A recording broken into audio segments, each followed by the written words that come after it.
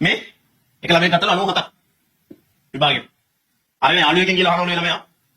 මේ මචං උඹට කීයද? යාළුවා කියනවා මට මචං 100යි. හරි. මේ එතකොට මෙයාට ටික පොඩ්ඩක් නිකන් පොඩ්ඩක් හිත නරක වෙනවා නිකන් මට වැඩි අරගෙන ඉන්න. හරි. ඊට පස්සේ කරගෙනවලු මේ ලොකෝ වෙනසක් නැහැ නේ. no much difference. හරිද? right. ලොකෝ වෙනසක් නැහැ තුනයිනේ. හරිද? දෙන්නා එක වගේ තමයි. අපි දෙන්නම් පන්තියේ මේ මාර වැඩ තමයි අපි දෙන්නනේ කියලා කියනවා. මූ කියනවා නෑ එහෙම නෙමෙයි. හරි. මේ නෑ ඒක මාර තරගයක්. ලස්ස තරගයක්. හරිද? මේ ඔයා 197ක් ගත්තේ ඔයාලට 100ෙන් ගන්න පුළුවන් 97ක් හින්දානේ. හරිද? මම 100ක් ගත්තකොට තිබ්බේ 100යිනේ. තව තිබ්බනම් තව ගන්න තිබ්බ කියලා. ඒ අපි දෙන ගැප් එක තුනයි නෙමෙයි. ඊට වඩා ලොකු ගැප් එකක් අපි දෙන්න අතරේ තියෙනවා කියලා කියනවා. ෆැක්ට් එකක් තියෙනවද නේ? හරිද? මම කියන්නේ මෙන්න මේ ළමයාට කැම්පස් යන්න නම් මෙයාට කලින් දෙන්නගේ ඩිෆරන්ස් එක පේන ප්‍රශ්න අහන්න විභාගෙට. හරිද? ඒ කියන්නේ දැන් හිතන්න SQL වලින් සරල ප්‍රශ්නයක් දුන්නා. කෙනෙක් කියනවා එකම සබ්ජෙක්ට් එකට එක්කෙනෙක් ලකුණු 97ක් ගන්නවා මම 100ක් ගන්නවා.